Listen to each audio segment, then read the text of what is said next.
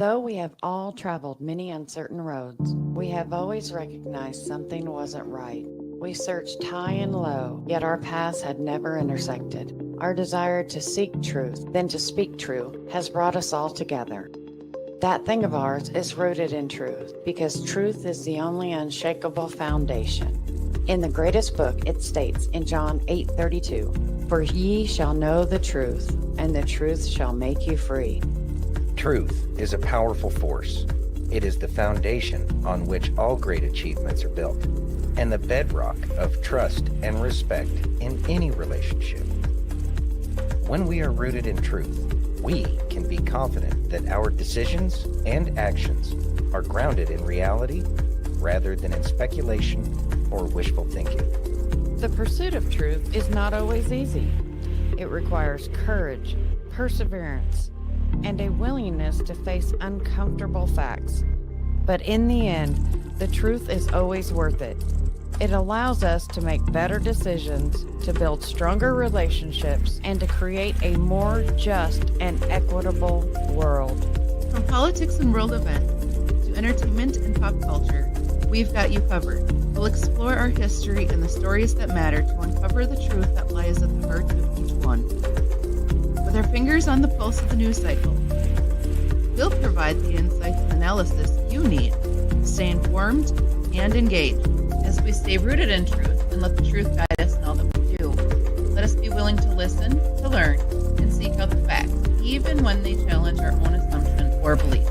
Let us never forget that the pursuit of truth is not just an individual endeavor, but a collective one. Only by working together With honesty and integrity, can we build a better future for ourselves And for generations to come. This is That Thing of Ours. How's it going, everybody? Thank you for joining us today on this Friday, 22nd of November, 2024. I'd like to thank each and every one of you for joining us today on Facebook, YouTube, Twitch, X, Rumble, and Pill.net. and if you haven't already, please take a minute and give us that virtual hug. If you're over on Rumble or YouTube, hit that thumbs up. If you're over on pill.net, take that red pill. If you're over on X, smash that heart. And if you're on Facebook, give like 7 choices. Just clickety click. Clickety clickety. Let's say hello to everyone. Got What's F. going Clint on, in the everybody? house. Yo, F. Clint. We got Aaron in the house. Hey, Aaron. We got Why are Chachi you in the burning through them house. so fast? What's going on, Chachi? Because you're always telling me I'm slow. Oh, Got Wendy in the house. hey, Wendy.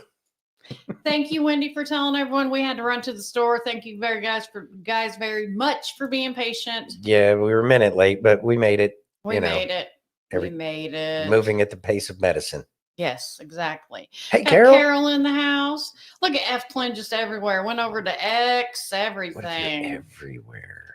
Everywhere. What He's if you're just everywhere. Little Lunker in the house. Hey, little Unker. I'm sure you guys are making something amazing for dinner tonight. I know. That'll make me jealous. I know F. Clint has beef for dinner. Probably. Yeah. Probably. Yeah. Oh yeah, that thing is ugly, Chachi. I can't stand that. I saw the cyber best truck. looking one I've seen so far. Saw it second It was time today. red, Maroon. maroon. What? It's ugly. It was ugly. the only thing that actually looked somewhat decent for that truck. Other than that, I haven't seen a color that I like. Exactly, Wendy. They are so ugly, Yeah. ugly, ugly, ugly. I mean, They're since, fugly. since when did doorstops become style? I know. I mean, they're not just ugly; they're fugly. They really look like a doorstop. UGLY. You ain't got no alibi. You ugly. Okay, sassy today. I am. Are you ready? Yeah. Can you read that, please? Charlie Kirk show exclusive. Matt Gaetz, I do not intend to join the 119th Congress. Ready? Yeah. So, Matt, I now have to ask about just what your plans are. And it's okay if you have to, punt on it because you might not know. It's important to know you resigned from this Congress, not the next Congress. Our audience is 100% behind Matt Gaetz, by the way. They are very, very upset that you were not able to get all the way to Attorney General. I have to ask, what is next for Matt Gaetz? I'm still going to be in the fight, but it's going to be from a new perch. I do not intend to join the 119th Congress. There are a number of fantastic Floridians who've stepped up to run for my seat, people who have inspired with their heroism, with their public service. And I'm actually excited to see Northwest Florida go to new heights and have great representation. Charlie, I've been in an elected office for 14 years. I first got elected to the state house when I was 26 years old, and I'm 42 now. And I've got some other goals in life that I'm eager to pursue with my wife and my family. And so I'm going to be fighting for President Trump. I'm going to be doing whatever he asks of me, as I always have. But I think that 8 years is probably enough time in the United States Congress. You know, in Florida, our voters got to vote on term limits for state government, and the campaign was 8 is enough. And so you can only do 8 years in the Florida House of Representatives. And so it seems like a pretty poetic time to allow that great new blood to come in, to allow my district to have high quality representation. And don't worry, I'm not going anywhere. I'm not taking off for a tropical excursion for the rest of my life. I am here to help save this country. And one thing the great patriots at Turning Point know, we need people at every level. We need brilliant lawyers on the outside. We need tough congressmen and congresswomen on the inside. We need a leadership structure under President Trump that's going to allow for durability of our movement and the ability to continue this great realignment of our politics. And so I'll play a part in that. I plan to be a big voice, but maybe not as an elected member of the government. Thoughts, sir? If he gets appointed to the Senate, then that wouldn't be elected. He would have been appointed. Mhm. I think that's how that works. And when they're filling a vacancy in a seat like that. So it wouldn't surprise me. I still believe he's going to be Senate. He's going to take Rubio's spot. Yeah, I think he's going to take Rubio's spot. And I think that he's going to be very, very beneficial in terms of taking over that House Intelligence Committee or Senate Intelligence Committee spot. Yeah, big things are going to happen. And he can do a lot more damage there than he probably could do otherwise. So yeah, kind of neat. Yeah, you ready? Mm-hmm. Can you read that, please? Megyn Kelly breaks down who started the Tulsi Gabbard is a Russian asset hoax. Ready? Mm-hmm. This was started by Hillary Clinton. Why? She started the Tulsi because Tulsi was a rising star within Democratic politics. She had all the boxes checked. She was a woman. She was a minority. She was the first this and the first that. And she was a combat vet, beautiful, well-spoken, like amazing. And then she started to be kind of open-minded to what Bernie Sanders was saying and maybe had some problems with the Hillary Clinton messaging and having Hillary shoved down our throat as the Democratic nominee back in 2016, and spoke up about it and started to make enemies in the party because of that. And then was outraged when she found out the DNC cheated on behalf of Hillary to try to make sure she got the nomination and screwed Bernie. And she was angry and a rift was formed.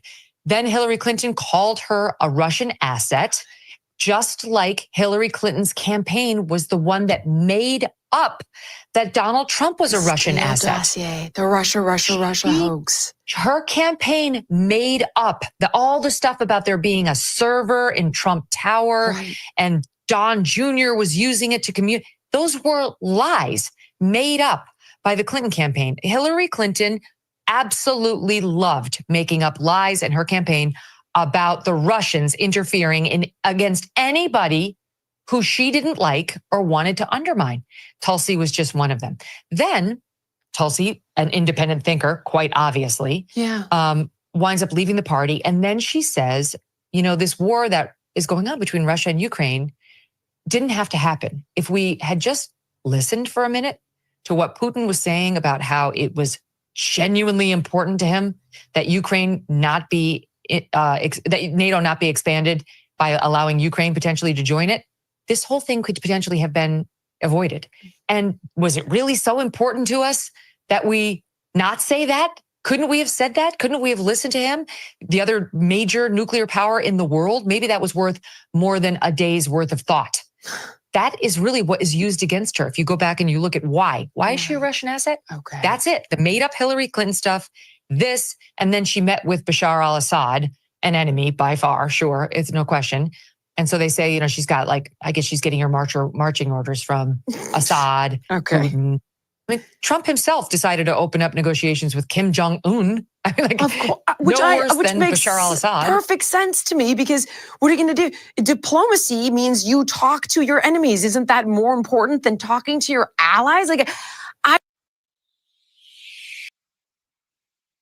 Thoughts, sir? So, yeah, talking to our enemies so that way we can get them to, stop doing things, because it's a breakdown in really our foreign policy, which has been absolute garbage forever and a day now. Except for when Trump was in office, then we had like a legitimate, foreign policy that we were running there. The starting the war, they're obviously going to try to start World War III. I don't think that Putin's going to take the bait, but they're definitely looking for that USS Maine / Gulf of Tonkin kind of incident that's going to drag us into the war. Another 9/11 or something like that. Wouldn't put it past them. And I can see them doing it just simply because they want to create as much chaos as possible, but it's going to be difficult. Let's see. Wendy says, if you look at Matt Gaetz, we see now looks nothing like he did a while back. The one we saw now has Jack Nicholson eyebrows.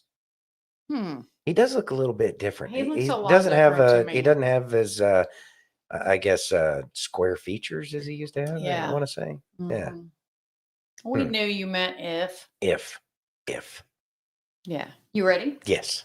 Can you read that, please? Senator Ron Johnson on RFK Jr. and the admitted lies Fauci told about vaccine testing. Ready? Mm-hmm. These people that Trump has put forward to run different sectors of the government, he's suggesting them. They have to be signed off by the Senate, correct? Correct. Yeah, we have a confirmation process here. So he nominates, and then they go through Senate hearings, and then we vote the nominees up or down. And so how likely is it that somebody like RFK Jr. is actually going to be running these, or that Doge is going to exist, things like that? Well, Doge is going to exist outside the government. So nothing else right there. Yeah, there. I mean, and I think it's interesting. Elon Musk, and he'll find people. He wants people with really high IQ, willing to work 80 hours a week. He'll probably make it work longer based on the book I've read about him. He wants them to work for free. So because he's Elon Musk, he'll probably find people. That's outside of government. I've started contacting and talking to my Senate colleagues about Bobby's confirmation. I think most have a very open mind. I think they've got questions based on the lies being told about Bobby. Yeah. So I think many, hopefully most, enough, will have the same reaction that I've had to Bobby Kennedy once I met him. Found, first of all, he's a really good person, and he's really smart. And what he's telling us is the truth. I mean, he's the one that really proved that Fauci was lying to us when he said, we got all kinds of studies showing that, the childhood vaccines have been tested against a true placebo. No, not one. So if Fauci is willing to lie to us about that, the biodistribution of the injection throughout the body, Pfizer knew that they had a biodistribution study that Japanese regulators uncovered with the lipid nanoparticle. By the way, the lipid nanoparticle is designed to permeate difficult to permeate barriers, like the blood-brain barrier, like the obviously. So, they knew, but it's going to stay right in the arm. It's going to do its work and then dissolve. Well, it's not real mRNA. It's modified. It's modified to not dissolve. And so now we know it circulates through the body. The only studies so far, length of time is at least 2 months and possibly more. And again, that's circulating through the body, concentrating things like the ovaries, other organs, turning those organs into a little manufacturing site for something that's toxic to the body. So when you're doing that and you express the spike protein, whether it's the heart, then the body attacks that. That's called inflammation. That's called myocarditis. If it's into your nerve cells, all the neurological symptoms we're seeing. We see DNA contamination could be causing some of these turbo cancers. Again, I'm not a doctor, not a medical expert, but the mechanism seems pretty straightforward in terms of exercising caution and really watching your safety surveillance systems, which they didn't do. They covered them up. They're still covering them up. Ridiculous. Thoughts? All right. So, bring that up from Chachi there. Fauci's been missing for a minute. Yeah, he's been missing for a little while now. And he disappeared. What was it? It was when Rand Paul talked to him last, and it was pretty certain because Rand Paul had called out he's been lying. I mean, it was all the information was called out at that point in time about how corrupt Fauci was, along with the NIH and all those other things. So I think that this is more of what we can expect to see as we drive forward after Trump gets into office. Everybody gets put into place, hit the ground running. Probably going to be hearing about those vaccines, the fact that they were actually a gene therapy instead of a vaccine, the fact that they were not helpful. I'm sure that the information will come out that the patent was made years before 2019, which should hopefully make people ask some more questions, which should lead the investigations down further rabbit holes. It's all going to come together. It's probably going to tie in with Ukraine, as we know, China. As President Trump was saying, all of these things are going to come together. This is just kind of a preview. Think of this as the preview season for the movie that we're about to watch. I believe that Fauci is just hanging around somewhere. Oh, I'm sure he's hanging out. Hanging out. Mm-hmm. Mm-hmm. Anyway, are you ready? Yes. Because after that, I need this. Ready? Okay, yes. God is saying to you, today I will put you together in front of those who broke you. Don't think it wasn't seen by me. You will not only recover, but you will flourish. In the places where you felt abandoned and defeated, you will stand strong and victorious. My child, remember that my plans for you are good, to prosper you, not to harm you, and to fill your life with hope and purpose.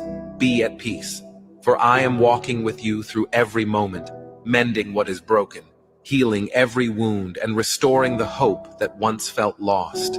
Where you once experienced pain and heartbreak, you will now shine brightly as a reflection of my love and strength. Trust in me, for I am your protector, your healer, and the one who redeems all things. Do not let the weight of the past hold you down. Instead, lift your eyes to the future I am preparing for you, a future filled with my promises and unfailing grace. Even in your moments of weakness, my grace will sustain you. Take heart, for I am building you back stronger than ever before, not just to endure the challenges, but to inspire and uplift others who walk similar roads. Your testimony will be a beacon of hope to many. If you receive this message, comment "Thank you." Thoughts? So we're going through this metamorphosis, and that metamorphosis is not easy. There's going to be difficulties and challenges. It breaks us down. It breaks us down so that way we can be built back up. It's kind of like when a bone breaks and it heals stronger. And this is kind of what's happening to us is we have to break down that tower, that wall, those walls that we've put up in the world around us, because that's preventing us from being who we truly are. And so as we get put back together, we recognize that what we did lose and what we are gaining as we move through this journey. So the way God seems to be working in my life, at the very least, I can speak to that, and that is oh yeah, I was definitely broken down, but what needed to be broken, like what was definitely needed to be broken down and to be put back together, I watch it happen, sometimes on a daily basis, and that getting put back together continues to give me that encouragement and motivation, so that way I can follow through to the end, see this to the end, see this to completion, so I can find out what the big plan is. It kind of makes it exciting for me because it's a journey, and I've learned to slow down and enjoy the process itself. It's definitely about the destination. I mean, about the journey, not the destination. So as we move forward, we just all have to remember that God is moving us where he needs us to be. Mhm. And as we move, it's going to get better and better. And so let's just take it day by day and enjoy what we're doing. Yes. You ready? Mm-hmm.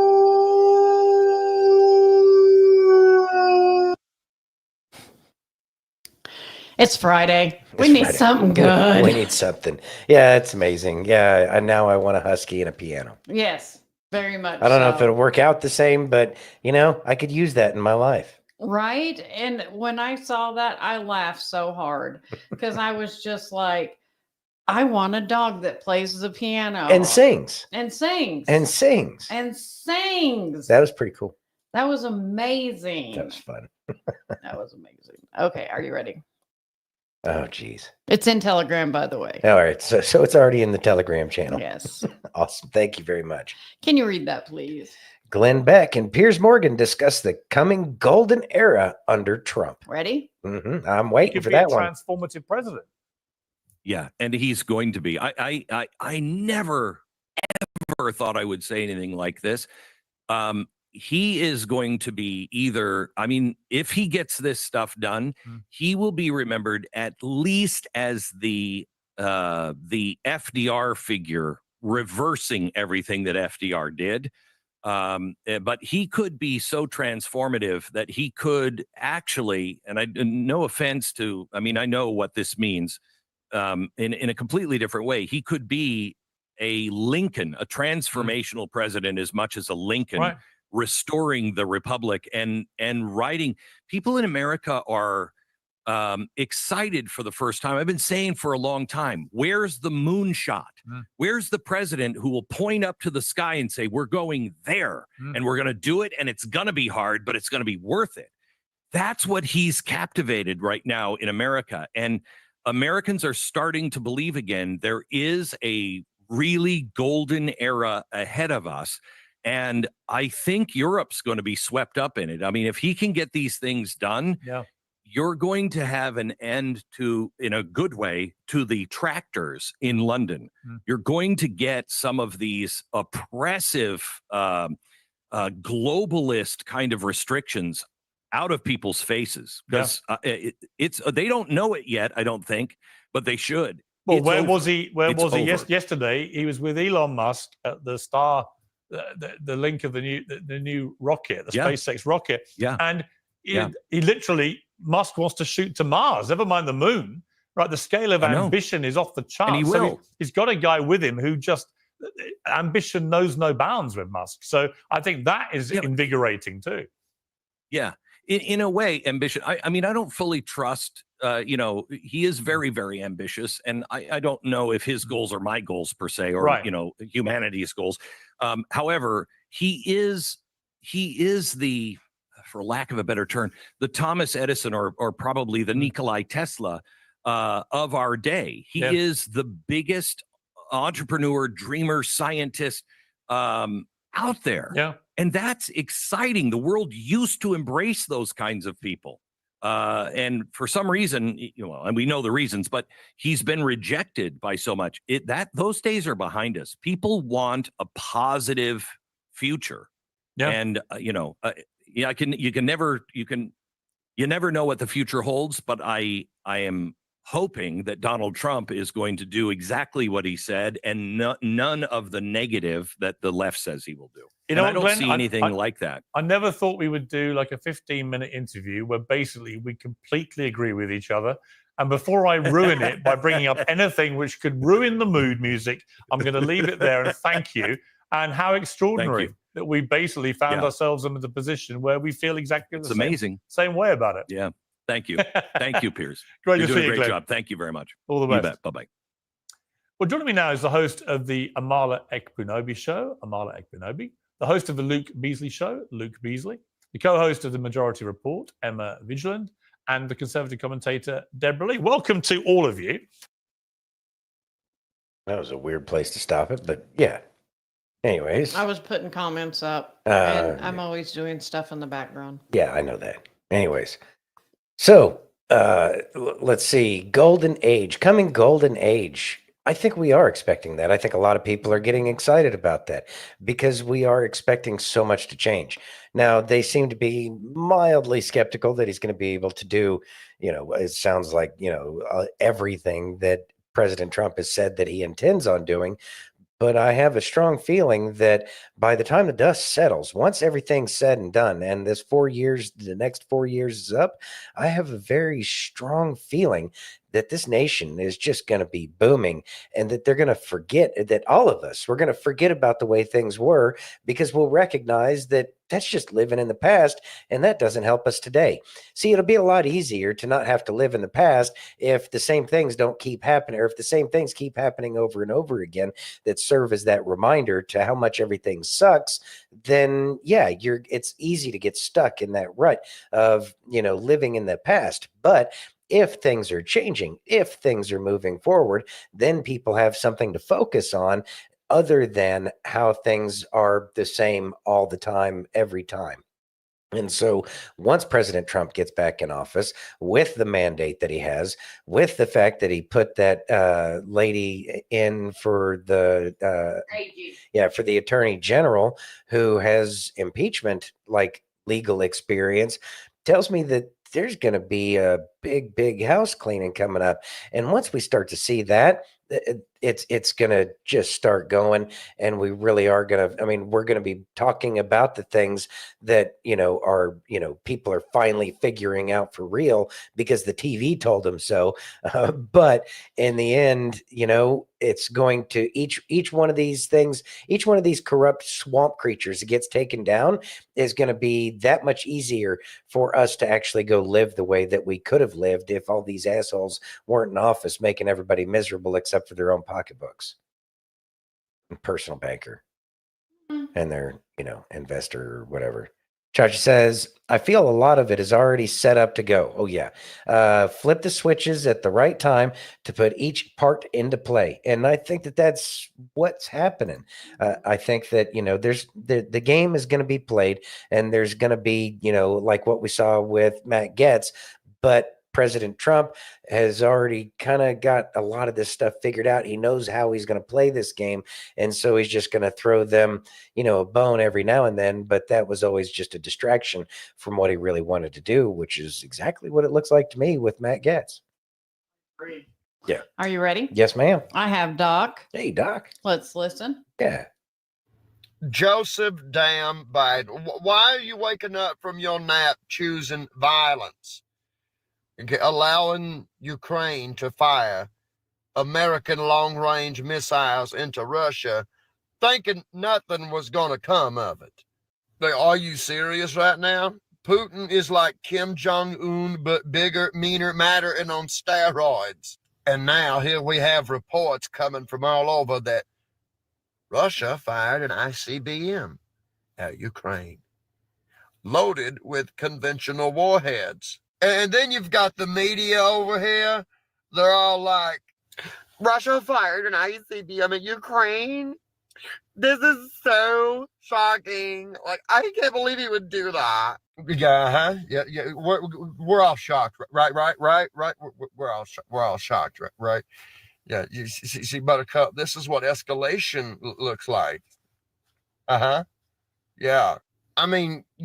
Look, shit the bed. Okay, listen, to you asshats in the Pentagon, can you put Joseph's old ass back to bed and make sure that he takes Kiki's ass with him?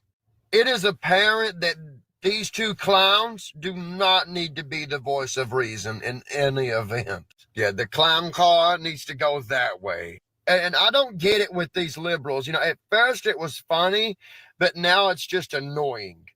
Okay? Every time Biden does something stupid, they're always taken by surprise when consequences happen. Like, how many times can you be taken by surprise, my man? Thoughts? They are generally in a constant state of surprise. How did that happen? Oh, geez, I have no idea. Maybe if you would have been paying attention, you'd have been able to figure it out. And he said it stopped being funny after a while. Yeah, it stops being funny. Yeah, Doc is great. He's funny. He really puts that information out there in a way that makes sense and is fun to listen to. Yeah, it's always a good time listening to Doc. I've got a lot. Do we have the videos of the supposed hypersonic missile strike in Ukraine? Uh-uh. Okay, good. I wanted to talk about that a little bit since he was kind of mentioning that. Do we have much about that tonight or no? No, we No, don't. okay. I didn't get a chance to read through all the. No. Anyways, okay. So I've seen this video circulating around where they say that it's missiles dropping in groups of 6 at a time or something like that. That's actually missiles taking off in reverse. Is what that video is that everybody's trying to send around the internet. People are asking, why aren't there explosions? Well, you know what? Missiles aren't burning up as they're re-entering the atmosphere, or at least going through the clouds. So they're not going to make that. Also, it just looks like missile launches in reverse. But the thing with what's going on there, Putin, I think he was sending a message because we have some of our for export Iron Dome kind of equipment over there. And I think that was Putin, he didn't put any nukes on it, right? He's not trying to escalate anything. He's just trying to say, we've got toys too. You probably want to stop playing around, just to make that kind of statement. Now are the big boy statements that we're going to see in global politics, and it's going to get pretty hairy. And I still think that we're going to have the scare event coming up soon, and it looks like it just might be World War III, and then the aliens are going to come down and try to save us all, is what we might be going with. But either way, it's going to get a little ridiculous before January 20th. But in the end, I'm quite confident everything will be fine. And I think that also with this threatening and trying to start World War III, there'd be a good reason why there would be, 10 days of darkness, what we've heard. So, just things to think about. We still got to play through this movie in so many ways before everybody gets cleaned out. Once they get cleaned out, then we don't have to worry about it anywhere near as much. But expect people to be freaking out, especially when they start talking about drafting everybody's sons and daughters. Mm-hmm. Steph says, we need to demand Trump be put in office now, not in January. Now. Yeah, that'd be nice. Hey, Sheriff Hector, thanks for joining us. It would be nice. It would be nice if we could, but you know what? This is also going to be one of those things that's going to make Americans reconsider how long this session should be. It made sense when people had to ride a horse from, like New Hampshire to DC, or from Georgia to DC. Things took time. It didn't happen fast, but it's not the 18th century anymore. So yeah, maybe we can speed that up. We'll see how it works out. Chachi says, you will hear of wars and rumors of wars. That is a quote from Q. It's a quote from the Bible, both of them, but yeah, we will. Let's see. When he says, Steph, he is in charge.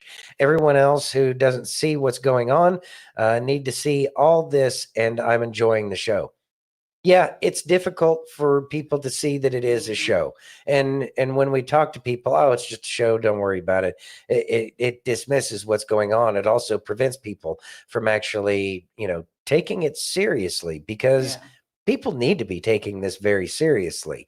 I do believe that we won't get drug into World War III, because I know China and Russia don't want that, let alone every other country that isn't corrupted by the swamp. But then again, that's what this whole thing is. It's an operation to take out these traitors around the world who really don't claim a country. Mm-hmm. F-Clan says, Russian President Putin says our new weapon can't be intercepted and no one else has a weapon like this. Mm-hmm. Yeah, Trump will save us from war. Mm-hmm. I believe that. And yeah, it wouldn't surprise me. Those hypersonic missiles or something else.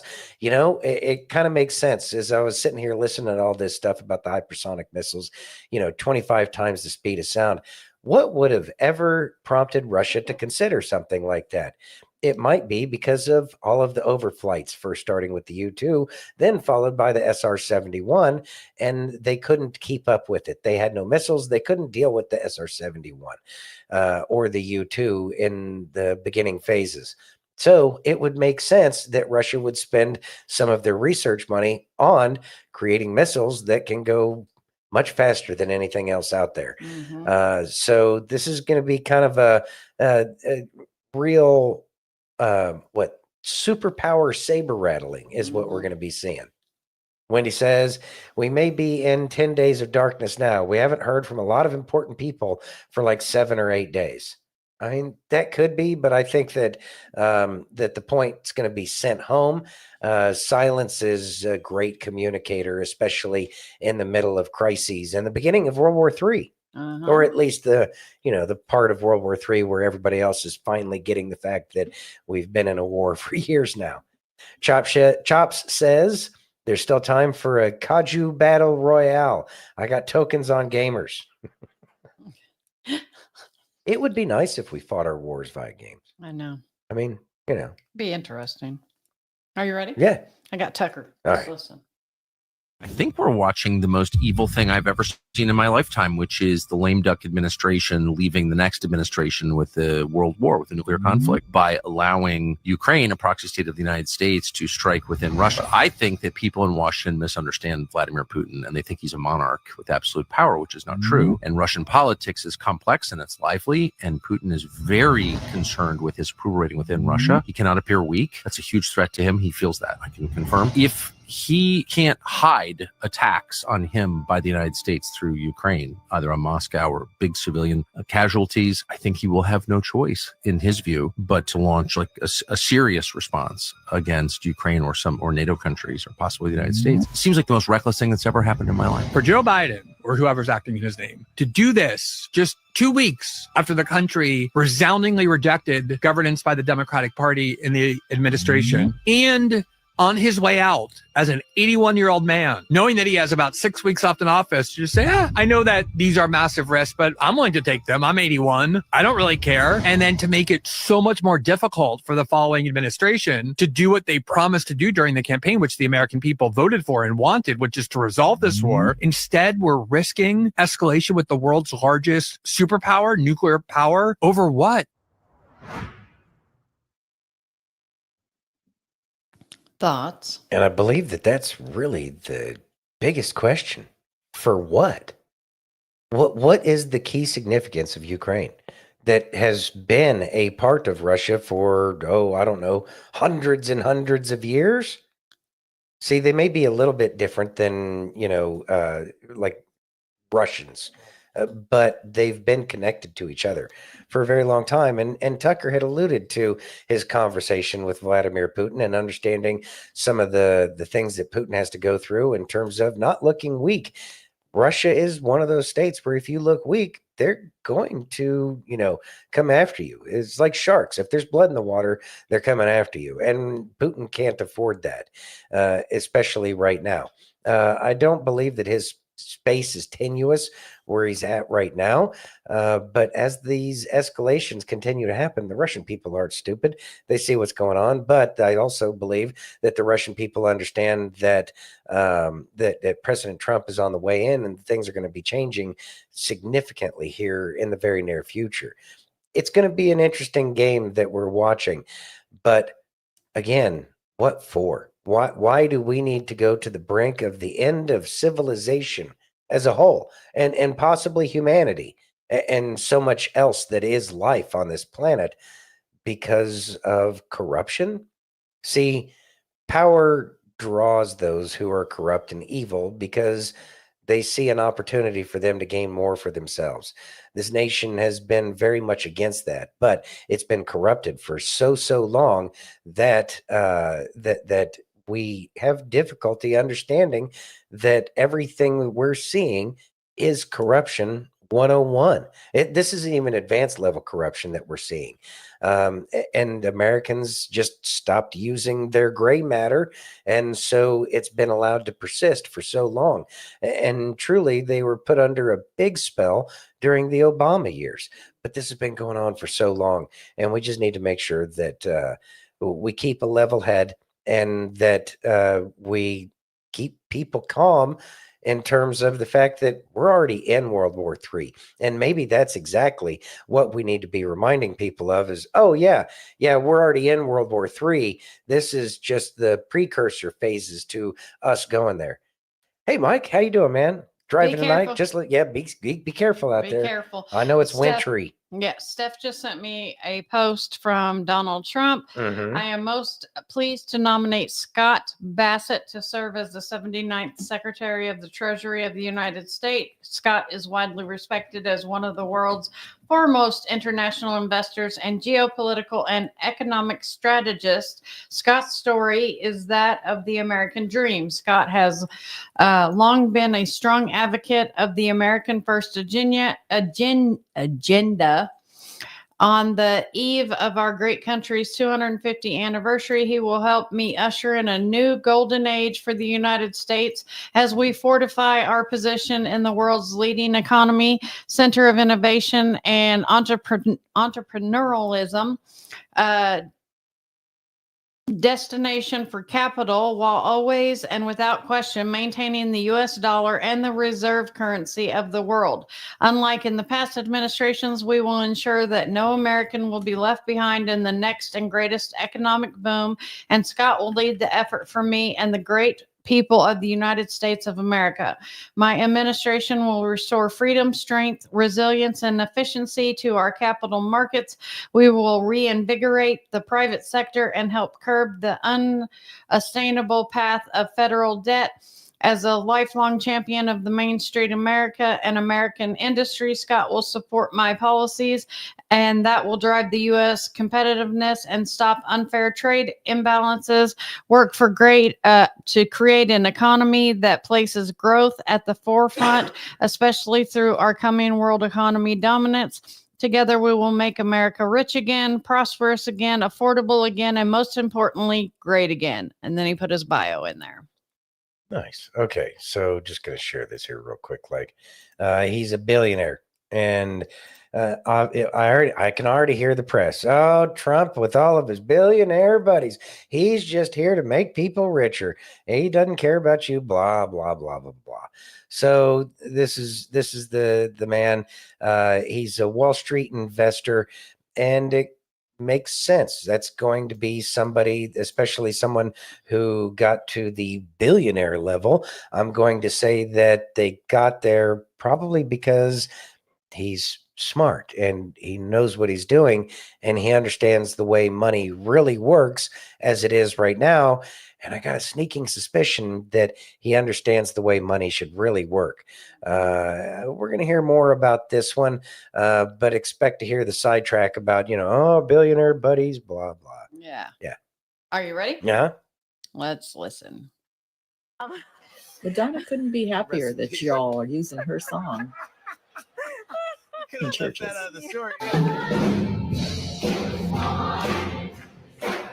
Don't be deceived. For those of us who were around in 1989 when Madonna did this music video, we knew what she was singing about. And yet there's this trend going on where this song is actually becoming an anthem. Like a little prayer, I'm down on my knees. Being sung in churches and in children's choirs.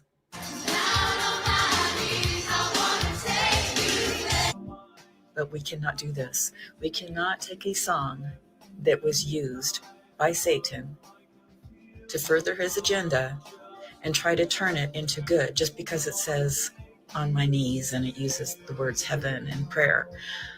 No, don't be deceived. I draw the line when it comes to using children, innocent children who weren't around in 1989 and probably don't even know who Madonna is. But now they're singing this song as an anthem.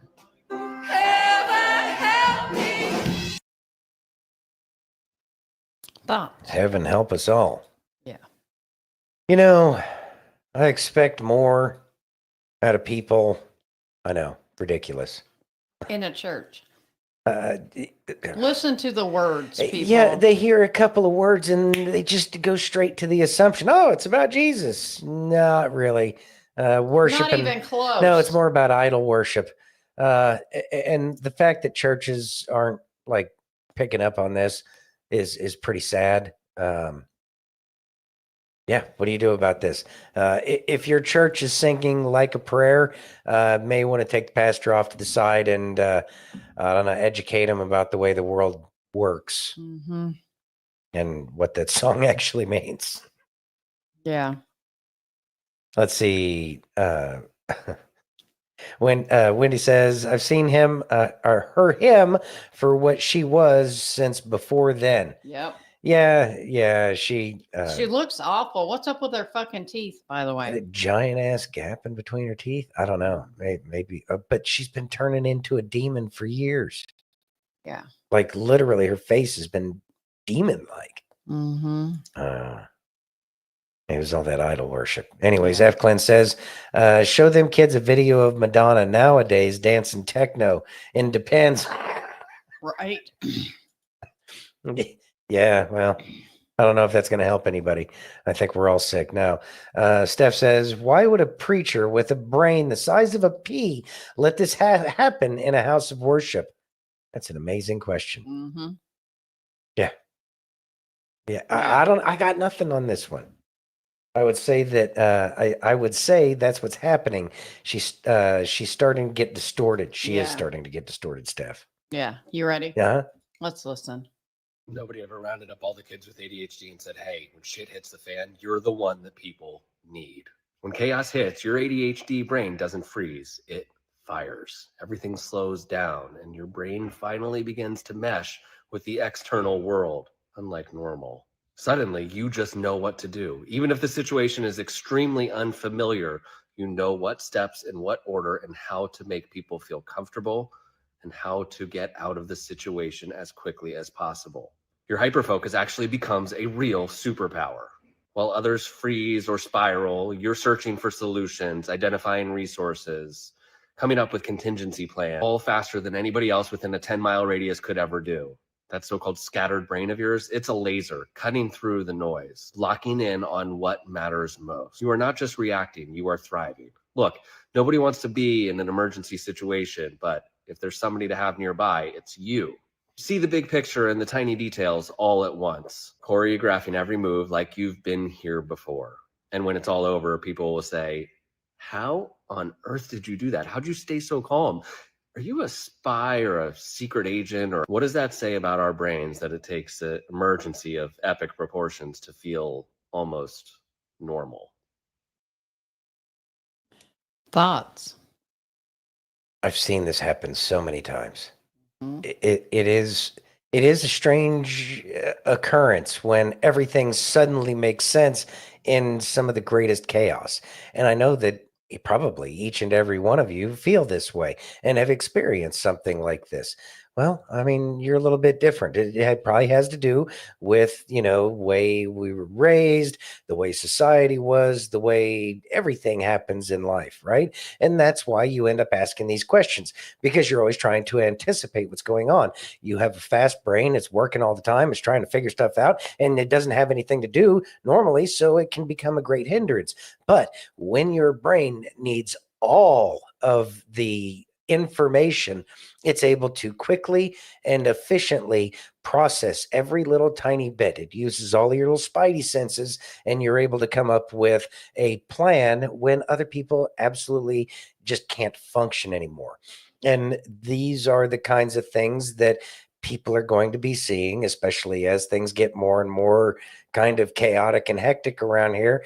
It's probably going to end up slowing a lot of people down who didn't make sense before, that are going to start to make sense all of a sudden, because they recognize, oh shit, everybody's losing their mind, and I'm kind of the one around that can do something about it. I can't fix it, but I can do something. And that's where we're probably going to be finding ourselves. And it's a great thing to have, because it's something that can be that calm in the storm. And in the end, I think that that's what so many people are looking for at this point in time, because it is such a challenging time, because we are in a great storm. Having that calm, especially somebody who's close and not some giant on TV like President Trump and his family, as great as they are, having people around is going to be a lot more comforting. And so we're all going to have our part to play as we move forward. And just know that sometimes these things that happen can feel like a curse, but when the time matters, Rudolph, because your nose you shine so bright, you're gonna have to guide the sleigh tonight. Right? It's the way it works. That's just the way it works. You ready? Mm-hmm. And Aaron, sometimes the phone does go off. Oh, hey, Aaron. You ready? Yeah. What's going on, man? God is about to bring a breakthrough into your life. Heavenly Father, I come before you with a heart full of hope and anticipation. Your word in Isaiah 43:19 says, "See, I am doing a new thing. Now it springs up. Do you not perceive it?" I hold on to this promise, believing that you are paving a new path for me. Lord, I may be surrounded by challenges and doubts, but I trust that you are orchestrating a divine turnaround. I release my fears and anxieties into your capable hands, knowing that you are my refuge and strength. Help me to see beyond my current circumstances and to trust in your perfect plan. As I wait for your intervention, grant me the courage to stand firm in my faith. May I remain hopeful and resilient, even when the road ahead seems uncertain. Fill my heart with your peace that surpasses all understanding, assuring me that you are in control of every situation. I also lift up those who are struggling in their own battles. May your love and grace touch their hearts, bringing healing and hope. Let them know that they are not alone, for you are with them, working wonders in their lives. Thank you, Lord, for the miracles you are preparing.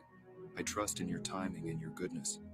I'm excited for the changes that are on the horizon, and I give you all the glory for the breakthroughs that are coming my way. If you believe that God is about to bring a breakthrough. Thoughts, sir? Breakthroughs happen all the time. Sometimes we're looking for some, big sign in the sky, clouds part and pillars of fire and all that. Sometimes our signs are a lot more subtle, and we need to make sure that we're looking for those miracles that happen, because miracles happen every single day. It's just whether or not we're actually aware enough to pick up whether or not a miracle occurred. And that's that kind of awareness that we're looking for and that we try to, work towards. But know that these miracles are happening, and that sometimes you won't even see the miracles until well after it's actually happened. But we should know, and we should always be looking for those miracles and know that those miracles are coming.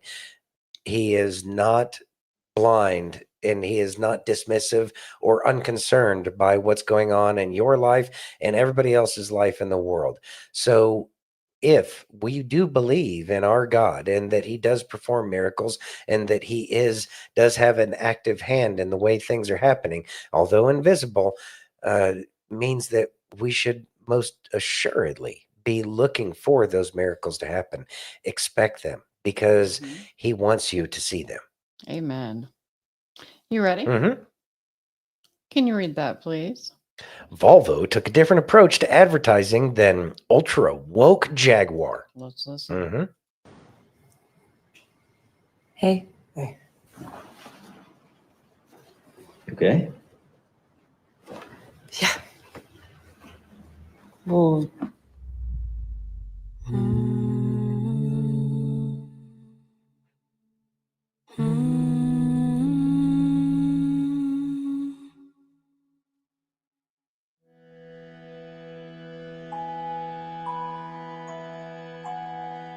Hey, love. Hey, Mom. How are you guys? How you doing? Yeah, we're good. Something wrong? No, but we've actually got something to tell you. Kate's pregnant. Oh, you're joking. You're gonna be a grandma. Oh my God. How does it feel? I'm scared, Mom. Why are you scared? About it all, the nights, the responsibility. We're gonna need a bigger place. Help with all that. I know. Bless you. You're so sweet. I've got this feeling that we're gonna have a daughter. Just as stubborn as her mum. Oh, hopefully not. The family's knows. Now that's a legacy she might have to live with. She might be the reason we tied a knot.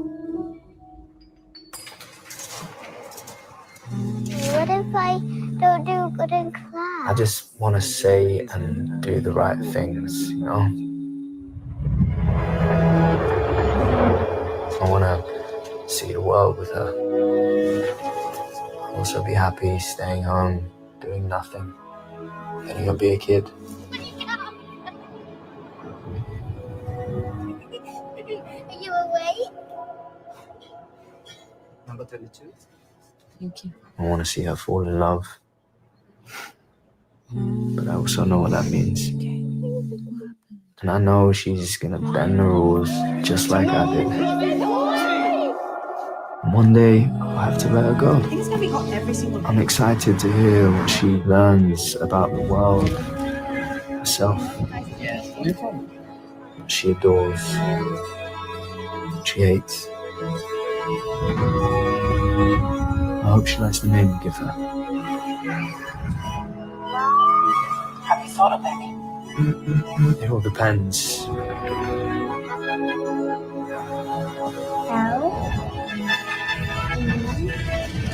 You like Leia.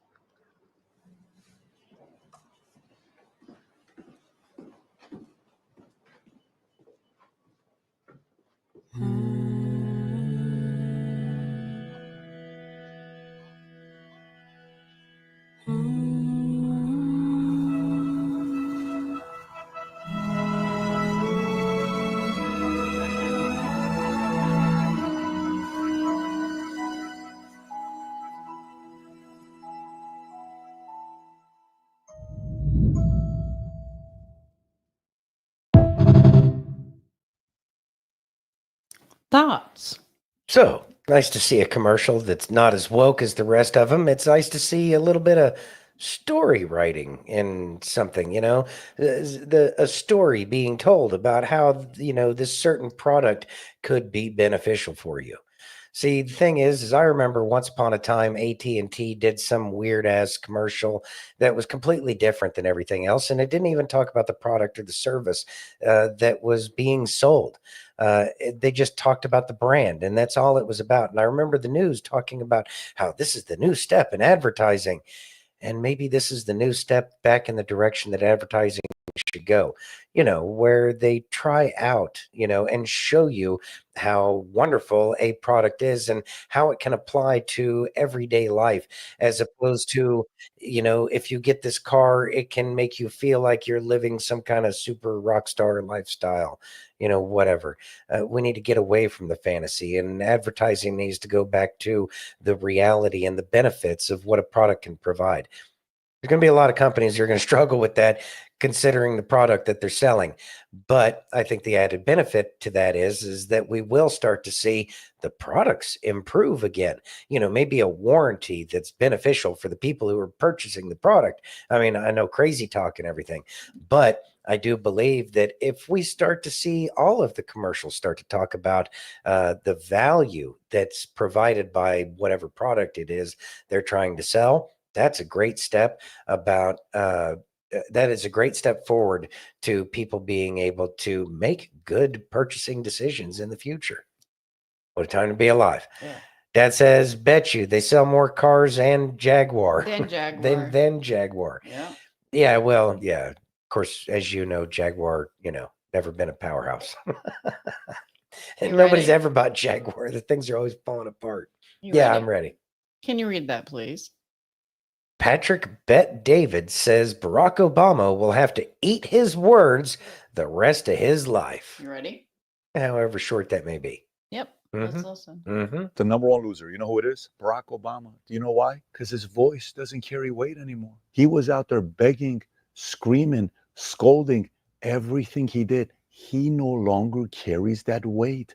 Imagine Barack Obama every day he goes to sleep. He remembers that one dinner that he's talking shit to Trump, saying you'll never be president, when he did the angry tweets and all this stuff on Jimmy Kimmel or Jimmy Fallon, and he reads the Trump tweet at him talking shit about him. He says, at least you'll never be a president, drops the mic. President Obama will go down as perhaps the worst president in the history of the United States! Exclamation point at real Donald Trump. Yes, sir, you will. At real Donald Trump. At least I will go down as a president. Obama has to eat his words for the rest of his life. It's gotta suck. The number one loser of 2024 election. Thoughts? All right, I was trying to respond to Esto there because Esto had a great question. Yeah, Barack Obama, Huh. Yeah, enjoy eating those words, because not only was he president, he's also going to be the president to take your ass down and save the republic. So, yeah, I look forward to that happening. Yeah. Oh, yes, he will. Exactly, Steph. Esto said, I'm curious about the grand tour, Jeremy Clarkson's response to Jaguar. He loved Jags. Yeah, he did. And probably not so much anymore, understanding how much he despises anything that is wokeness. But I do know, I just heard something about Jeremy Clarkson yesterday in terms of the fact that he's actually been fighting all of the agriculture laws that they've been trying to put out there. He's been believe in the it, UK. he's been in the UK fighting for farmers more than anybody else in the entirety of the United Kingdom. So yeah, Jeremy Clarkson, he's putting his money where his mouth is, and he's not just doing farming for TV. He's actually fighting the fight for the farmers, so that way they have a chance. And it sounds like, maybe he's part of the Make Britain Great Again movement, and I think he probably is. Chachi says, this Obama doesn't look at all like today's Barack Obama. No, he looks a little different, doesn't he? Yeah, he does. A little weird. Yeah. You ready? Mm-hmm. Let's go. All right. Read this, please. Tucker Carlson says, of course, the deep state controls entertainers, just as they control politicians. Ready? Mm-hmm. Well, I think the whole point of the Diddy parties was to get people to endorse Kamala. And you would hear people once in a while say, well, they're all controlled. There are files on that person. And I was like, oh, you sound like a freaking wacko. What are you going to say? Like fluoride in the water is bad? Turns out fluoride in the water is bad. It's crazy. But that's actually true. I'm not guessing that it's true. I know some of the people involved. If you're on the House, Intel committee, the committee in the Congress that oversees the intel agencies, you are almost certainly controlled by those agencies. Like they're spying on you. I'm not guessing on that. I know one of the people who ran that agency is being spied on. He told me he's being spied on. And some of it's come out. Like that's not acceptable at all. And I think it's very clear that the same thing happens to cultural influencers. And why wouldn't it, right? That there are a lot of people in the entertainment business who are controlled by other forces. You look at Jimmy Kimmel and I don't know what's going on there, but that guy clearly is nervous. I feel that way about a lot of them. At least one entertainer I know personally was controlled. That whole thing is real. Why wouldn't it be real? Thoughts? Yeah, they're controlled. And Tucker's out there spreading the truth. And it's nice to hear that he admits the fact that he dismissed conspiracy theories. He's not calling every conspiracy theory right, nor should he. But at the same time, he's giving credit where credit's due. The people have been digging on this forever and a day. And this is part of that exposure. Again, step by step, got to walk people through it. Not everybody's even at the level where they're ready to listen to Tucker yet, but this is getting people ready for what RFK is going to be doing.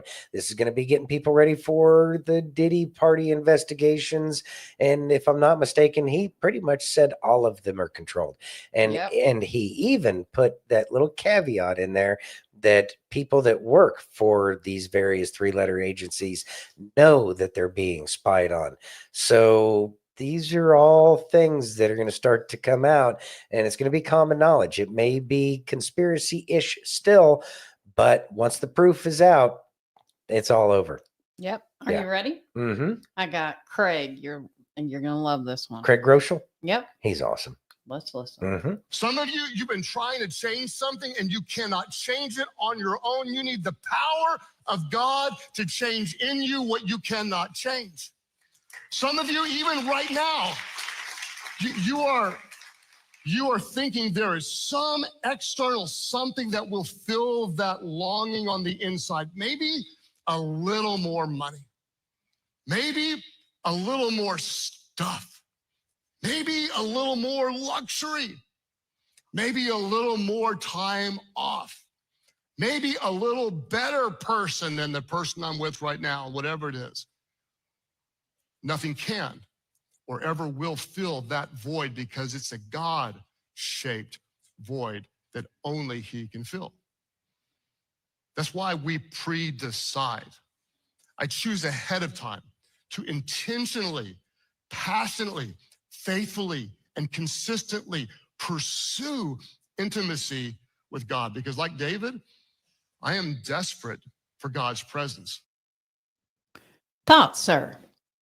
So, how do we intimately pursue that relationship with God?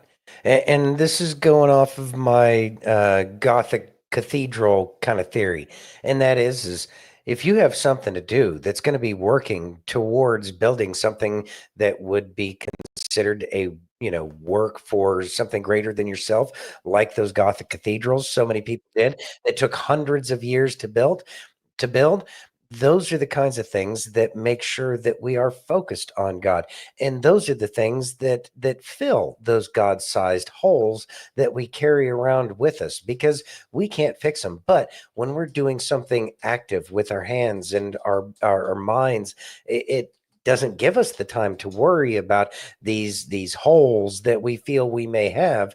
But when we are doing something positive and productive with the gifts, skills, and talents that we've all been blessed with, then we're actually not worried about the bad things that can happen. If you play guitar, then by all means, go play guitar. If you do stonework, whatever it is. And that will make sure that you are staying a little bit, on that narrower part of that narrow path. And that's really all we're supposed to be doing. And then when we're doing something for a project that's greater than ourselves, truly, it's going to be something that's good. And so those are the things that we should pursue. And so if you feel, that you're not getting that hole filled in your life, then maybe it's about changing your focus to something to do some greater good for the world around you. Absolutely. Are you ready? Yes, ma'am. Can you read that, please? Here's FEMA casual. Hold on. Let me just blow this up. My eyeballs have been doing all right. Here's FEMA casually admitting to skipping 20 Trump supporters' homes. Ready? But they're comfortable with it. Yeah. My last question for you is in regards to community trends. Marnie Washington had alleged that was what was put into a system that would mitigate these interactions if they felt that it was dangerous. And these communities, a lot of them were conservative and Trump supporters, that they felt that FEMA had created an environment that had stated that those people had made them feel uncomfortable. And that was the reasoning for them passing over these homes. What can you tell me about community trends in regards to this allegation that you made? Our disaster survivor assistance teams, part of what they do is go out into the community to understand what the impacts are and to understand what the survivor needs are. This is often called community trends, but things that we are looking at are impacts to access, roads that are out, water infrastructure, needs of the community, like many places around South Carolina required oxygen bottles. If I can just interrupt you real quick, how many people have been impacted by avoidance and de-escalation? Do you have a number for that just nationally, or is there a database for that? I can tell you that for this particular incident at the direction of our employee, 20 homes were skipped. Thoughts? 20 homes were skipped. And just like it was nothing, 20 homes were skipped. I feel like that's not a right number for some reason. I feel like it's significantly lower. Like the decimal place needs to be moved like once or twice, possibly. Mm-hmm. I don't know. Of course, then again, I just don't trust these people. That's their own fault. Not my fault that y'all have been untrustworthy, and I don't believe anything you say.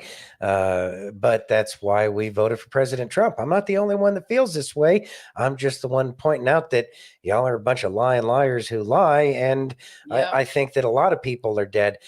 And I would have a tendency to believe that over half of the people that have become deceased over this piss poor response by FEMA is probably because of FEMA. That's the way I feel. Change my mind, but you giving facts and figures doesn't make me feel any better. And especially with the fact that you're just so comfortable talking about that. Yeah, you just let people, out. You left people out there to dry because they had a sign in the front yard. Yep. Yeah. I agree. And it's based off of self-reporting. Yeah. How many people self-report the fact that they're doing something that they know deep down inside is wrong?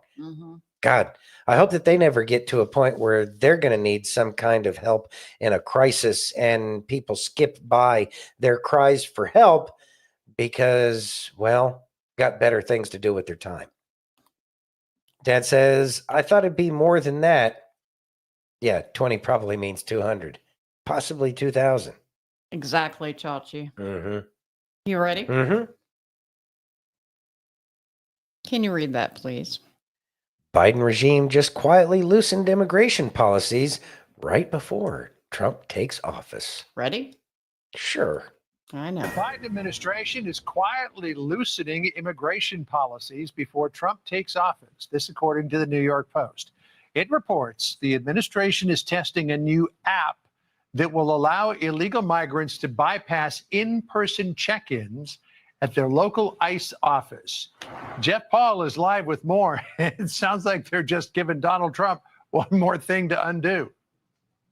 Well, John, we do know the Biden administration has been testing this new immigration and customs app, and the idea is to streamline the check-in process for migrants, allow them to use their phones or computers to touch base with immigration officials while they wait for their date in court, instead of appearing for those check-ins in person. Now, a source tells Fox News ICE has been using the app already in a couple of cities, but according to the New York Post, it's going to be launched officially next month in New York City. The field office there reportedly has been overwhelmed, fully booked with appointments for a year. Our sources tell us that's really the push to get this backlog moved through. The concerns regarding this app, obviously, it's a new app, so there's going to be some glitches. The other wider concern is, could it cause even more migrants to go under the radar? We'll have to see what happens. John? All right, Jeff Paul for us. Thanks, Jeff. Sandra? All right, let's bring in Paul Perez now. Thoughts? What the hell is it with this garbage ass computer industry where they feel like, oh, we put out this app and it sucks, but it'll get better one day? Like, since when did that become like a process where companies said, okay, well, we got this out right now and we'll get around to fixing it? It just doesn't make sense. And it's not the way business should be done. I look forward to that kind of crap being changed. But at the same time, I believe that a lot of this is a trap. I think it's to trap those who seem to think that they're going to get that free ride even when Trump, comes into office. They think that, all of these great things are going to happen. They're still going to have that $20,000 on their EBT cards that they're giving them, all that other crap. And they're probably not going to want to leave. But the good thing is we probably know where each and every one of these people are. They're all being watched. I think it's just to see who's going to try to be a citizen and who's just trying to get whatever they can off of the goose that laid the golden egg. Mm-hmm. Steph says, "Oh yeah, I like they're really going to use it. People are just so gullible if they believe this shit. Yeah, they might be gullible if they believe that, but I also believe that there's some people that think that if they don't check in on that online app, that they'll probably get booted out. They might be more inclined to use it, especially if they are under the impression that they won't get booted if or when Trump comes into office, if they're complying with the things that they're being asked to do, which could be a possibility. But I guarantee you, all of this, there are tests for everybody on all ends of this operation that's going on right now. Carol says they know what they're doing. Mm-hmm. I believe that. Yeah. Yeah. Let's see. That's how all of it works nowadays. Oh, talking about the computer programs. Yeah, put out a garbage product and hope everybody buys it and then don't bother fixing it. Yeah, I know that's the way it works. Hey, Rambo, what's going on, man? Good. Make sure you wash.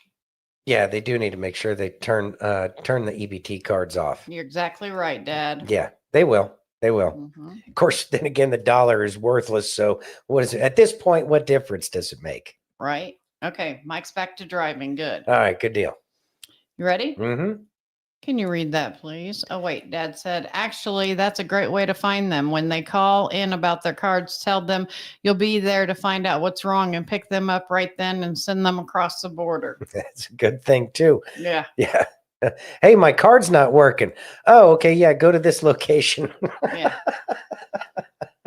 That's good. Like the people that they convinced that they won the lottery to bring them in for warrants. Yeah, that's good. That's a great idea. Let's see. Steph says they already started doing that in New York, I think. Good.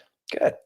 Okay, go ahead and read that. Who had John Fetterman being a damn good troll on their 2024 bingo card?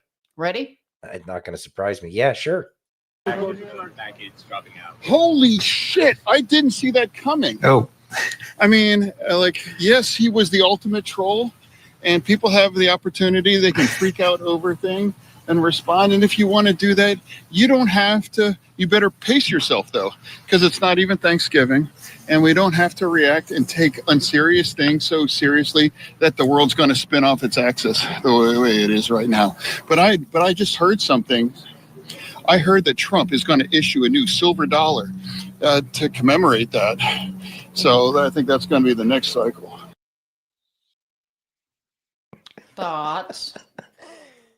Which version of Fetterman is this? A bunch. That's I don't know. Big old fat Fetterman too. Mm-hmm. That's a big boy. Mm-hmm. Anyway, yeah.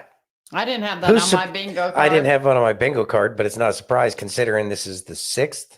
Seventh. Oh, okay. Completion. Yeah, this is the final Fetterman.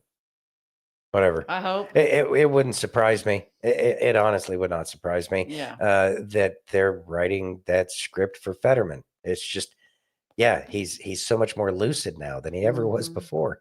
So strange. Yeah. Steph says he's so hilarious at times. At times, yeah. And yes, Clarkson's Farm is amazing, and there's another season coming out. If you haven't there is watched, another season coming out. Okay, if nice. you haven't watched it, you should watch it. You ready? Mm-hmm.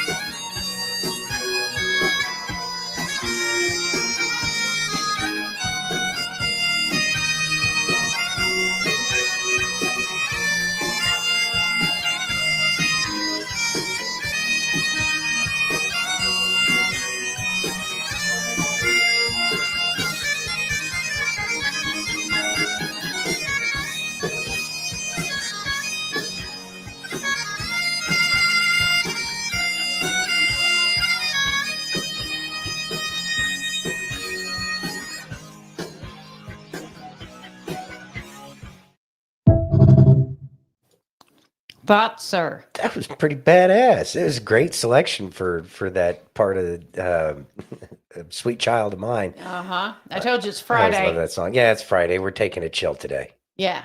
We're going to have good mixed in with all the craziness. Yeah, there's been some craziness all week. And hopefully, well, we know that this week of Mondays is coming to an end. Yes. Thank God. Very much so. How about some Kelly? Could use after some that? Kelly. Yeah. That was amazing, by the way. F. Clint says needed more head banging. Well, it was good. It was great. I loved it. It was great. You ready? Yep. Let's listen to Kelly. What if I told you there was way more going on here than what we actually realize? I mean, what if this story is actually about you? Remember the story of Jacob and Esau in the Old Testament? They were twin brothers and sons of Isaac. Now, they might have looked alike, but they couldn't have been any more different. You got Esau, right? He's like the tough, manly outdoorsman. He could probably fit right in with the dudes from Duck Dynasty. Then you got his brother Jacob, who was just a total mama's boy. Hung out in the house, did a lot of knitting, probably spent most of his time on Pinterest. You get what I'm saying. They were very different from each other. Now, Esau was born first. That's going to be important to note. You see, in this time period, whether you were born 2 minutes first or 2 years first, being the firstborn brought special privileges. The firstborn got a greater inheritance, and they got the blessing of the father. And that was a huge deal. And in our story here, all of that would go to Esau. But we know this story, don't we? That's not quite how it played out. You see, Isaac is very old. He's lost his sight. He's about to die. So he tells his son Esau, go hunting, fix for me my favorite meal, and I will give you your blessing. Oh, son, this is about to be a good day for Esau. However, while he's out hunting, old mama's boy Jacob and his mom made a plan to steal Esau's blessing. But pay attention to the plan they come up with. This might change your life today. Jacob will put on some of Esau's clothes and add fur to his arms to seem more hairy. And since Isaac was losing his sight, this would trick Isaac into believing Jacob was actually Esau. So that's exactly what they do. Jacob puts on his brother's clothes and goes and stands before his dad claiming to be Esau. And he actually gets his father to give him his brother's blessing. What a punk! But hold on. What if I told you there was way more going on here than what we actually realize? I mean, what if this story is actually about you? What, did you not catch it? I know, we read this story and we're like, what a jerk. How you gonna just take something that doesn't belong to you? But the reality is, God is using this story as the perfect picture to show us what it looks like to receive a blessing from him. You see, as much as we hate to hear it, Jacob is the picture perfect example of me and you. What's that? You don't believe me? Well then, let me show you. First, you have to understand, on our own, we are not righteous at all. Just like Jacob, we don't deserve anything from the Father because we have all sinned and fallen short of his glory. And sin separates us from God. Isaiah 64:6 tells us we are all infected with sin, and our righteousness is like filthy rags. The good news is there is one person who is completely righteous, and that, my friends, is Jesus Christ. And because he loves us so much, and he who knew no sin became sin, so that we who knew no righteousness could become the righteousness of Christ. What this means is you and I, we could never be good enough, do enough good to get to God or to be in right standing with him on our own. So Jesus did it for us. Now, here's the thing about righteousness, though. As I read through the Bible and I see righteousness keep coming up, the Bible keeps referring to righteousness as a garment or something that we put on. What does that tell us? This is showing us that even for Christians, righteousness is not an automatic thing. It's a choice you make daily. It's a choice you might have to make 1,000,000 times a day. Job 29 says, I put on righteousness and it clothed me. And Isaiah 61 says, he has clothed me with garments of salvation. He has wrapped me with a robe of righteousness. You see, the truth is, Jesus paid for your righteousness, but so many Christians never put it on. I mean, how many shirts do you have hanging up in your closet right now you have never worn? You got quite a few, don't you? Don't let your righteousness be one of them. You see, when we try to do things to please God, that's called self-righteousness. I pray 3 hours a day. I read 35 chapters every day and take communion once an hour. You see, trying to be in right standing with God based on what you do is self-righteousness. It's not about what you do. It's about what you put on. Our righteousness, no matter how good we think we are, is still like filthy rags before God. Only the righteousness of Christ can please the Father. But hold on, there's one more thing I have to show you before we can piece this puzzle back together. 2 Corinthians 2:15 says, our lives are a Christ-like fragrance rising up to God. Excuse me? We smell like Jesus? That's a weird verse, bro. I know, right? That is weird. You ever thought about that? We should smell like Jesus. Now stay with me. As weird as this sounds, it's about to tie everything together. You see, when you finally do put on the righteousness of Christ, meaning you finally realize that no matter what I do, no matter how hard I try, it's never going to put me in right standing. So I better put on his righteousness instead of my own. And what this is telling us is that's when you will smell like Jesus. Oh, get ready. Here we go. So Jacob is about to receive the blessing from his father, a blessing he does not deserve. Sound familiar? So to trick his blind father, he puts on his brother's clothes. Oh, watch this. And Genesis 27:27 says, so Jacob went over and kissed his father. And when Isaac caught the smell of his clothes, he was finally convinced and he blessed his son. He said, the smell of my son is like that of the outdoors, which the Lord has blessed. Oh, did you catch that? Because of what he put on, his father smelled him and gave him a blessing he didn't deserve. I mean, come on, are you getting this? This is us. We don't deserve God's blessing. We're a mess. We are straight up horrible people, not in right standing with God at all. Jesus is the one who deserves it all. He lived the perfect life, not us. But when we choose to put on the righteousness of Christ and we go boldly before the throne of our Father, our God's not blind, but he chooses not to see you. And when we come before him with whatever our request may be, and we are wearing the robe of righteousness that belongs to Jesus Christ, God says, Ah, the smell of my son. I call you blessed and highly favored. And he gives you what you never deserved. Oh, son, how incredible is this picture of our God? So let me encourage you today. Stop trying to get to God through your own self-righteousness. No matter how good you may be, it's still not good enough. And that is really good news. You don't have to beat yourself up anymore thinking other Christians are doing better than you or that God loves them more. The truth is, we all need to put on the righteousness of Christ. Only he was and is good enough. So put on righteousness today and go boldly before the throne of your Father with whatever you need. Because when you come to him wearing the righteousness of Christ, God chooses not to see you, and instead he sees Jesus, and he smells the pleasing aroma of his son. And then, in the most incredible exchange of all time, he gives you what you never deserved, but he wants you to have it. And that's why he sent his son as a sacrifice and made the way for me and you to have access to anything we need. Not because of what we've done or even if we deserve it, but because of what his son did in the place of me and you. And think about that for a minute. Thoughts? All right. Man, Kelly, he's such an amazing teacher. I learned so much from him every time, and I never noticed that we're supposed to smell like Jesus. But when he puts it all together the way Kelly does, man, it really makes it make sense. And it I guess the part that blew my mind the most was the fact that he said that we clothe ourselves with righteousness, which is congruent with everything that's in the Bible. We ourselves are not righteous, so we must clothe ourselves with that righteousness. So it's really something that's just borrowed because innately we're sinners and we can only, do our best. But in the end, it's Jesus's righteousness that we clothe ourselves with. And it's the grace that we truly need. And he allows that, even though he knows that we don't deserve it. And so we go forward with that understanding that we get the gift that we don't deserve, but it's the gift that is eternal. And therefore we should, devote ourselves to our creator, if nothing else, just for that forgiveness when we just don't come close in the end.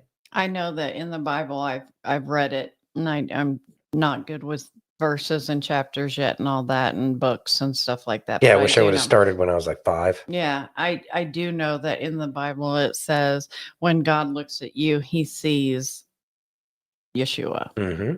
So Beautiful. I love it. You ready? Yes, ma'am. Can you please read that? Yes.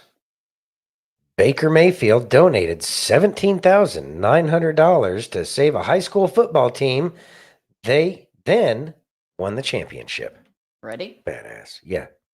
The Space Coast Vipers were a team that you guys donated $17,900 to for equipment. They went 1-8 last year. They went 10-3, won the state championship. How cool was that to see that, to hear that news? And they said that every week, they would have these watch parties where they would team bond over watching you play. They said you played a big part in their season. I mean, I got chills thinking about it. It's just a cool story. Like I said, just got an unbelievable platform to be able to give back. And obviously they were in a predicament of probably not having a season for not just for the varsity, the JV, they didn't have enough equipment. So just being able to give back and then seeing that turnaround, and it's all we did was get some helmets. They did the rest. They turned it around. They believed in it. And that's what football is all about. It's teaches you life lessons, how to handle adversity, how to deal with it and push forward. So congrats to them. It's pretty special. Thoughts? Wow. Sometimes you only need a chance. Sometimes you only need a chance. By the way, 1 + 7 is 8. 8 + 9, because it was 17,900. Yeah, and then 8 + 9 is 17. So Heck. Numerologically, he was trying to communicate something there, and it sure does look like there was a whole bunch of from beginning to completion that happened. And this is what I expect to see out of our multimillionaire sports players. You wanted to be heroes. You wanted to be an idol. You wanted people to look up to you for doing the right thing, for doing the hard work and getting to the pinnacle of whatever it is that you've chosen to do. And I'm going to go ahead and say that this is what makes football players worth following. I hope to see more and more of this in the future because they have been gifted and blessed with a physical ability that so many people don't have.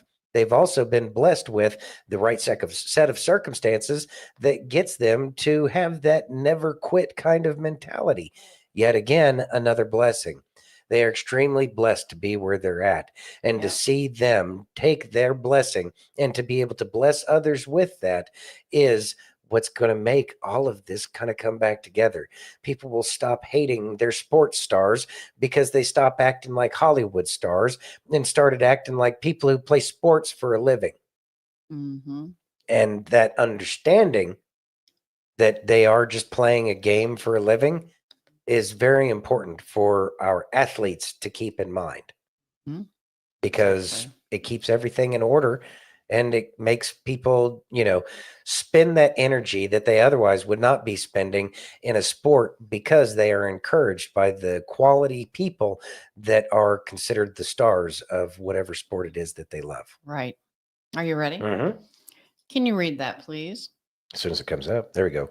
Browns quarterback, jeez, got to give me more of a heads up. Browns quarterback, Jamies? I guess. Okay. Winston delivers the pregame interview America needs. Ready? Nice. Yes, I am ready for this. You have said you don't become a Brown until you beat the Steelers. What will it take tonight? The horse is prepared for battle, but victory comes from the Lord. So I'm dependent on the Lord. Is that the message to the team? Day by day, one play at a time. That's the message. Weather conditions tonight. We're expecting winds up to 15 miles per hour in a wintry mix. How will that impact your ability to throw the ball? I am so happy and grateful that the Lord has blessed me to play in some snow, to be in true football weather in Cleveland, Ohio at Huntington Bank Field today to give him the glory. It's a beautiful day. Sure feels like you're playing in the AFC North. It is. It's magical. Thank you. Thoughts? Man. Things are changing, aren't they? Things are changing. Boy, that's something else to see. He just totally lit up there. And the fact that he has that realized, this is what I want to see. These are going to bring the kind of sports players that we used to love when we were kids.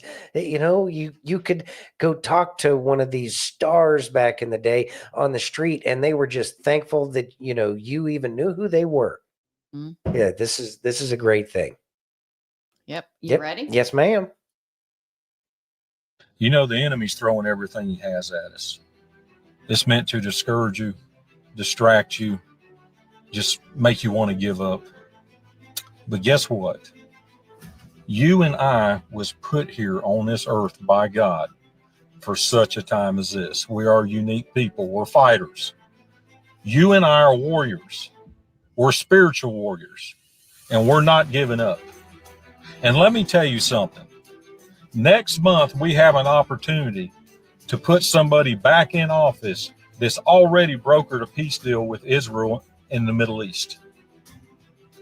We've got an opportunity to put somebody back in office that turned our economy around. They got inflation under control. They got gas prices under control and reasonable. They had the food costs reasonable. We had a fighter for this nation. We had a fighter for you and I. And that same man is going to be back on the ticket. This is not the time to be passive. This is not the time to lay down and be standing in place looking up. You can't walk very far when you're looking up. You got a job to do. Put your nose down. Pursue your purpose, why God put you here. You're a fighter. You're a warrior. This is not the time to lay down. And let me tell you something about this man. People say, well, he's imperfect. He's done all that. Well, name me one person, one man in the Word of God that walked in perfection that God called to be a leader. Not one of them. The only one was Jesus Christ. You got to judge a man by his actions and not his words. His policies represent godly principles, and that's all I need. And I can tell you another thing. He bears a scar to remind him to listen to God's voice. Very well said. Thoughts? Very well said. He does bear that scar to remind him of the dangerous, profession that he is in. Now, the biggest thing that I can draw from that at this point in time is it's not time to give up. Just because Trump won the election doesn't mean that it's time to just sit back and wait for the show, because there's going to be a lot more. It's going to be difficult. More people are going to start asking questions. More people are going to start to wonder what's going on with this World War III thing that we're on the brink of. It's going to concern a lot of people. So we can't just sit there and navel gaze. We got to do more than pick the lint out of our belly buttons. We need to be actively listening to the people around us, because those are going to be when we're listening for those questions and we're listening for those little wavering bits from other people as they see what's coming down the pipeline, they are most certainly going to need that kind of advice and guidance and the reassurance that everything is going to be okay. They may not see it right now, and they may think that this is the end of the world as we know it, but it's not. It's the end of the world that has been shown to us, so that way we can actually open our eyes and see the world that's truly in front of us. So keeping people focused is going to be one of the biggest things that we have to do moving forward. I agree 100%. Are you ready? Yes, ma'am. Why do you fail? It's not luck. It's you. Success isn't hiding from you. You're hiding from success. It's not bad luck, not the universe conspiring against you. It's your excuses, hesitation, and fear. Each time you blame something else, you're giving away your power. Waiting for the perfect time. Here's the truth. There is no perfect time. The wise act when they're scared and unprepared. The fool waits for things to align. Waits for an easier path. But waiting is losing. Stop hiding from your potential. Success is there for those who seize it. Every obstacle you face is part of the path forward. No more excuses. Because in the end, the only thing standing in your way is you.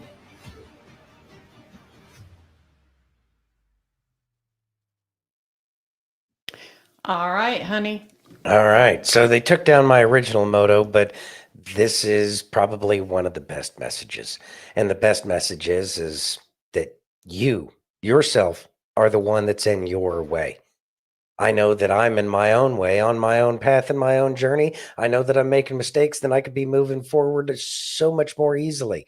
But it's my own weaknesses that I'm blind to. And these are the things that we should be working on, because if we're able to find out our weaknesses, then we can work on those and we can get out of our own way in whichever way we determine once we figure out what that is. See, if we're not moving forward, we're just stagnating, sitting around, and that's not fixing anything, which is another way for us to be in our own way. So make sure that you are actively pursuing knowledge of yourself, just as much as we seek our Father, our Creator. That is very important, but he also wants to learn who we are. So make sure you're learning not only who our Creator is, but make sure you're learning who he made you to be, and make sure that you're achieving that greatest potential that you have within you.